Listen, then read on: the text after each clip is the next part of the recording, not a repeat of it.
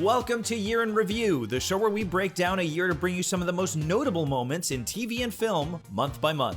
And off we go today for a visit to 2012. It was a pretty big year. The Olympics were held in London, the NBA was held in a state of Linsanity, and Gangnam-style dance-offs were held on dance floors everywhere. Of course, it was also a big year for TV and movies. The Avengers and The Dark Knight faced off at the box office, Disney bought Lucasfilms and put Episode 7 in motion, Meryl won her third Oscar, and flesh-eating zombies were setting cable TV ratings records. There was also the release of 50 Shades of Grey, which we won't be talking about too much, but it's cool because plenty of people still are talking about that one, wink wink nudge nudge. Speaking of which, go ahead and strap yourself in because we're heading to the year 2012 right now on Year in Review.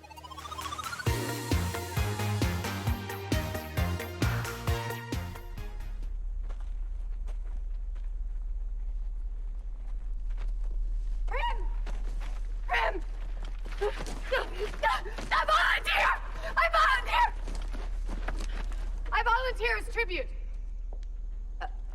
I believe we have a volunteer. Opening in March was The Hunger Games, based on the 2008 novel of the same name written by Suzanne Collins, who also co-wrote the screenplay. The film takes place in a dystopian post-apocalyptic future where Katniss Everdeen, played by Jennifer Lawrence, takes her younger sister's place in a nationally televised ultimate fight to the death called The Hunger Games. The movie was a huge hit at the box office with nearly $695 million earned worldwide, good enough for 9th best in 2012.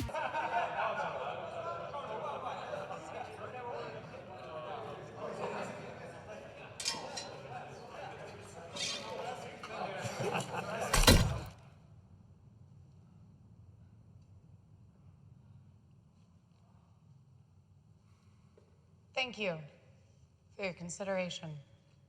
That was also good enough to make 3 more in the series: Catching Fire, Mockingjay Part 1, and Mockingjay Part 2, released in each of the following 3 years through 2015, all of which are also fresh on the Tomatometer and were also big moneymakers. Critics say, thrilling and superbly acted, The Hunger Games captures the dramatic violence, raw emotion, and ambitious scope of its source novel.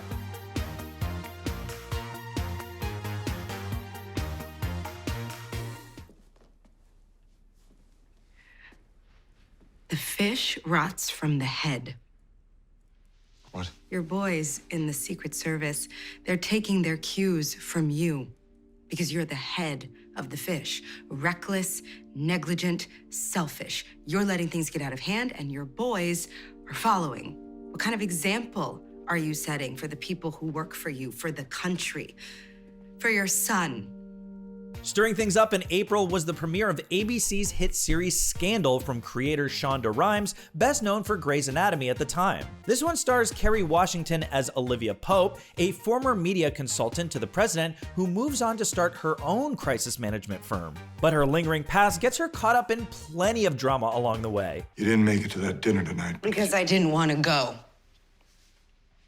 Why would I, Fitz? So I could sit in the corner with the other housewives and force myself to watch you run with the big dogs across the room. Guess what? I am a big dog.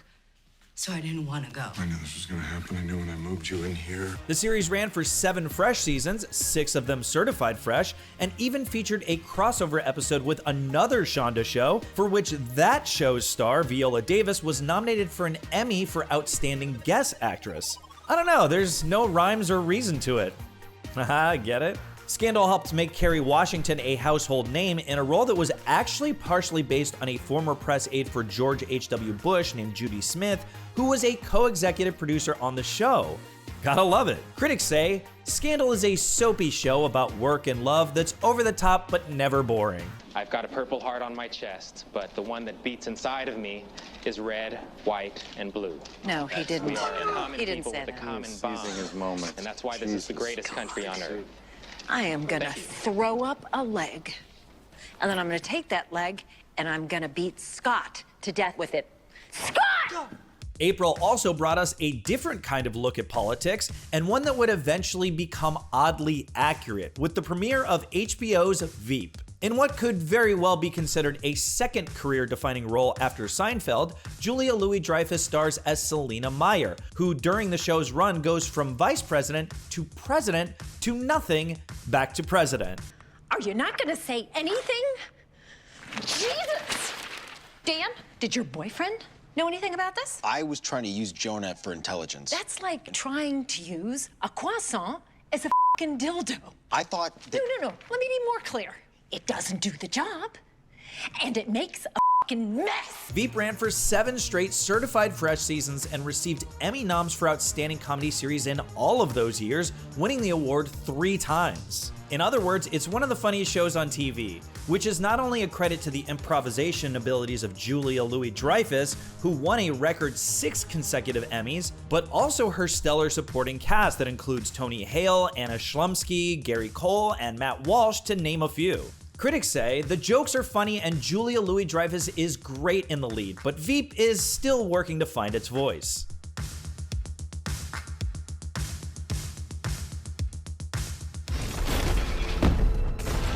Dr. Banner, now might be a really good time for you to get angry. That's my secret, Cat. I'm always angry.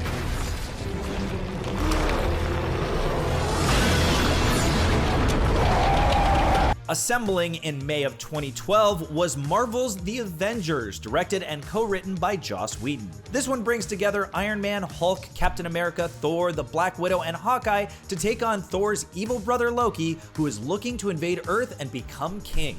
Whedon, who was once considered to direct the X-Men film in 2000, said that this movie was strongly influenced by the early 1960s Avengers comics. You are all of you beneath me. I am a god, you dull creature. And I will not be bullied by that.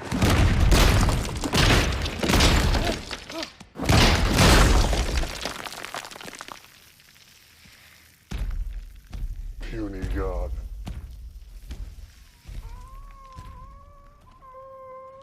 But he said it could have looked a bit different considering Ant-Man and Wasp were cut from the script due to too many characters, and a more extensive backstory for Hawkeye was left on the cutting room floor. The Avengers grossed over $1.5 billion worldwide and was the highest grossing film of 2012, not to mention it was the first Marvel production to hit the B word. You know, billion. Critics say, thanks to a script that emphasizes its heroes' humanity and a wealth of super-powered set pieces, The Avengers lives up to its hype and raises the bar for Marvel at the movies.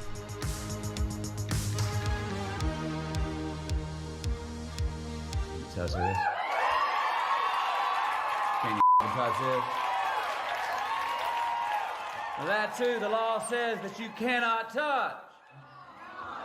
But I think I see a lot of lawbreakers up in this house tonight.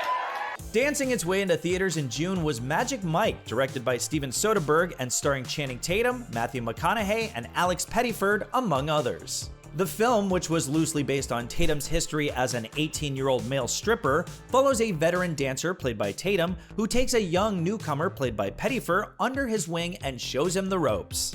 Mikey. I just came off stage. An idea, man, an idea. Give me something. You man. go out then. Give me something, man. I'm not hitting the floor. Come on. You want me to come up with something? Yeah, man. I hope you can dance. You still owe me. Come on. The certified fresh dance flick was a surprise hit at the box office. I mean, was it a surprise though? Pulling in over $167 million worldwide against a measly $7 million budget. And with that success came more Magic Mike movies with less clothing, including XXL, released in 2015, and Magic Mike's Last Dance in 2023. Critics say Magic Mike's sensitive direction, smart screenplay, and strong performances allow audiences to have their beefcake and eat it too.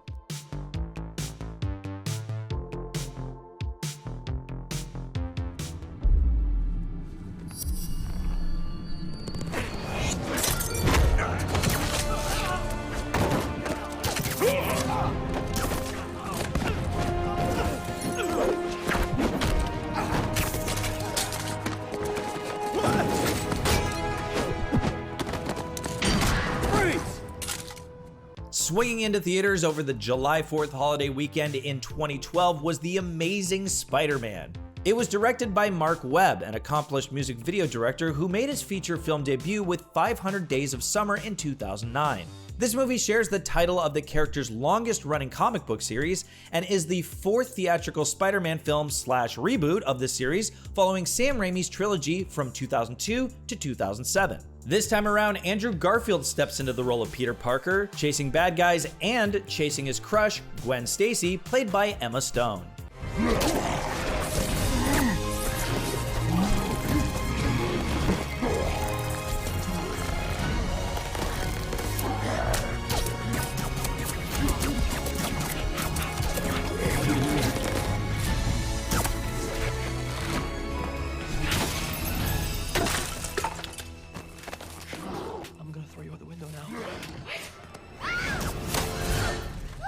Garfield admitted to shedding tears the first time he wore the Spider-Man costume, and hey, who can blame him? Speaking of, that tear-inducing suit contained one major new theatrical design included from the comics: artificial web shooters. This, the first of two The Amazing Spider-Man films, became the 12th highest-grossing film of the year and was followed by a sequel in 2014. And of course, Garfield returned again in the 2022 MCU film Spider-Man No Way Home. Oh, spoilers! Critics say a well-chosen cast and sure-handed direction allow the Amazing Spider-Man to thrill despite revisiting many of the same plot points from 2002's Spider-Man. Oh, you think darkness is your ally? You merely adopted the dark. I was born in it, molded by it. I didn't see the light until I was already a man. By then it was nothing to me but blinding. Emerging in July of 2012 was The Dark Knight Rises, directed and co-written by Christopher Nolan and marking the final installment in his Dark Knight trilogy. The film takes place 8 years after the event of 2008's The Dark Knight and introduces the villains Bane, played by Tom Hardy, and Anne Hathaway's Catwoman, two big reasons why Batman is forced out of exile and into battle. Nolan, who was hesitant to return for a third, ultimately drew inspiration from Bane's comic book debut in 1993, along with the 1986 series The Dark Knight Returns and the 1999 storyline called No Man's Land. So you came back to die with your city? No. I came back to stop you.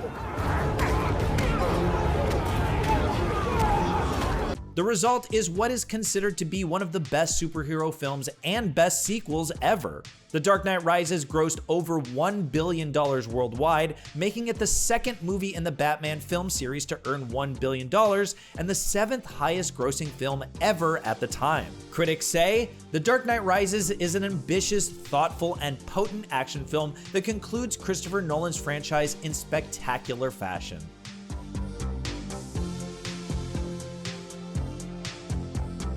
Please, help my son. How long's it been under? 3 minutes, maybe more. Let's get that straight for him to the edge of the lake right now. Exactly where did he fall in? Right here. He came up for a second, then he went right back down again. Keep feeding me line until I hit bottom, then allow 6 more feet every time I tug twice, all right? When I tug 3 times, I've got the kid. As the calendar turned to fall in 2012, things were just heating up on TV with the premiere of NBC's Chicago Fire in October. The series, which began its 11th season in the fall of 2022, follows the lives of firefighters and rescue personnel for the fictional Chicago Firehouse 51, with stars Jesse Spencer and Taylor Kinney leading the way. There's a guy still inside. I saw him. Chief, give me 1 more minute to go back in there. No, it's over. No more minutes. He could be alive. Just give me 1 more minute. I know I can get to him. I know. Not going anywhere. This building's about to Chief, blast. I can get... Enough. Chicago Fire ended up being the first installment in executive producer Dick Wolf's Chicago franchise, which also included Chicago PD, Chicago Med, and the very short-lived Chicago Justice. The long-running series has been nominated for multiple People's Choice Awards for Favorite Network TV Drama and has maintained a strong audience score on Rotten Tomatoes for its entire run. Critics say Chicago Fire has an attractive cast and some exciting rescues, but it breaks little new ground in terms of plotting or characterization. You think this is more plausible than teachers? Yes, we do. One, there are no more foreign teachers in Iran. And we think everybody knows Hollywood people. And everybody knows they'd shoot in Stalingrad with Pol Pot directing if it would sell tickets. There are only bad options. It's about finding the best one. You don't have a better bad idea than this? This is the best bad idea we have, sir. By far. Also arriving in October was the film Argo, directed by Ben Affleck and partially adapted from the 1999 memoir The Master of Disguise by CIA operative Tony Mendez. Speaking of which, Affleck also co-stars in this one as Mendez, who's posed as a Hollywood producer in order to help rescue 6 Americans from Iran in 1979. Race to number 1. Fall back. Look, I need police right now. Do you understand me? Right now, God! Can anybody hear me? Really gets reached. Burn everything! Burn it now! All right, burn everything. All the files, file cabinets. Affleck said the production was given unparalleled access to CIA headquarters thanks to Mendez, and in order to give things more of that 1970s vibe, Affleck shot the movie on regular 35mm film and also basically begged the band Led Zeppelin to use their song When the Levee Breaks. The certified fresh Argo went on to become the first film in 23 years to win the Academy Award for Best Picture without being nominated for Best Director. Sorry, Ben, you did good though, man. Critics say, tense, exciting, and often darkly comic, Argo recreates a historic event with vivid attention to detail and finely wrought characters.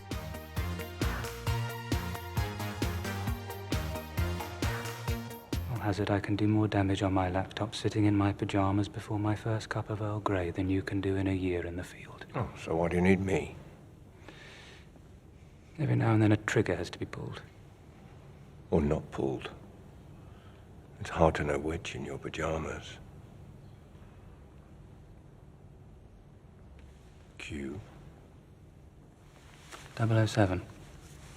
Martinis were being shaken in November of 2012 with the arrival of Skyfall in theaters, the 25th overall James Bond film. Daniel Craig once again stepped into the role of James Bond, doing so for the third of what would be 5 total times. Spoilers. In this film, he has to track down a threat after MI6 comes under attack, and things get rather personal for him along the way. Skyfall became the highest grossing James Bond film and the first to gross over $1 billion. Wowza! Bond, this isn't an escape. This was years in the planning. He wanted us to capture him. He wanted us to access his computer. It was all planned. Blowing up HQ, doing the emergency protocols, knowing we'd retreat down here. I got all that.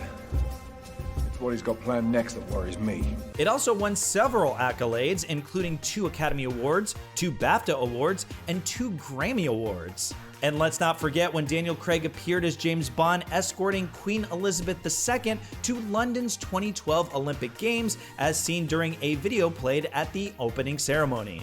Critics say Sam Mendes brings Bond surging back with a smart, sexy, riveting action thriller that qualifies as one of the best 007 films to date.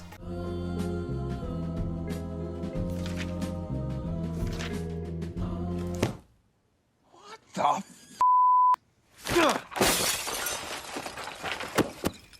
stupid book.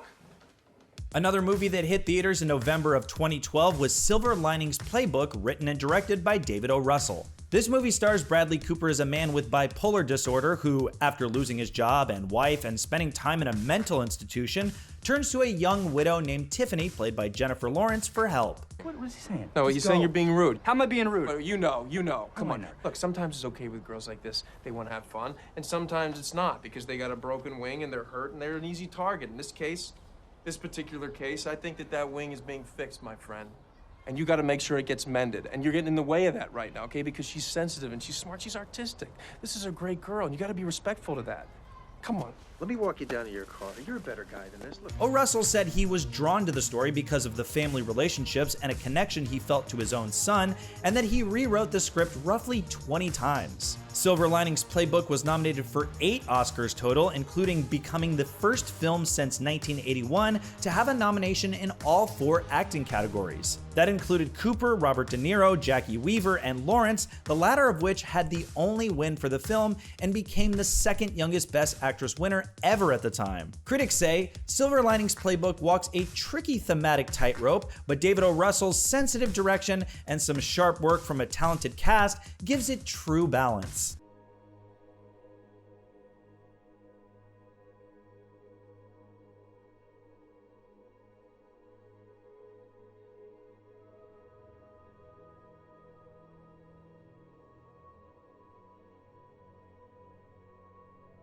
Opening around Thanksgiving, fittingly, was Life of Pi, directed and produced by Ang Lee and based on Jan Martel's 2008 novel of the same name. The film revolves around two shipwreck survivors, a 16-year-old Indian boy named Pai Patel, played by Suraj Sharma, and a mean Bengal tiger named Richard Parker.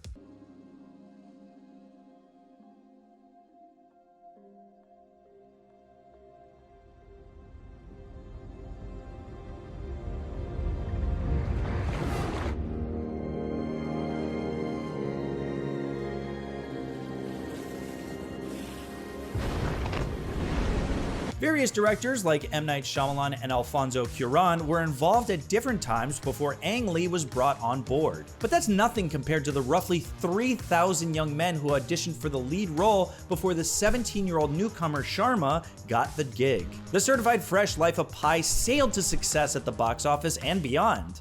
As in, it was nominated for 11 Oscars, including Best Picture and Best Adapted Screenplay, and won 4, including Best Director for Lee. But seriously, who's hungry for pie now? Critics say, a 3D adaptation of a supposedly unfilmable book, Ang Lee's Life of Pi achieves the near impossible. It's an astonishing technical achievement that's also emotionally rewarding.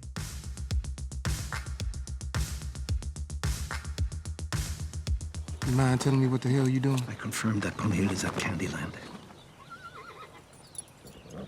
Sure it's her? He didn't call her by name, but she's a young lady with marks on her back and speaks German. Now, while it's not wise to assume in this instance, I think it's pretty safe. And finally, as a nice, shiny gift to open on Christmas Day in 2012 was Django Unchained from writer and director Quentin Tarantino. The film stars Jamie Foxx as a freed slave who is out to rescue his wife from a nasty plantation owner played by Leonardo DiCaprio. So he enlists the help of a German bounty hunter played by Christoph Waltz. Now, Bright Boy, I will admit you are pretty clever. But if I took this hammer here and I bashed in your skull with it, you would have the same 3 dimples in the same place as old Ben.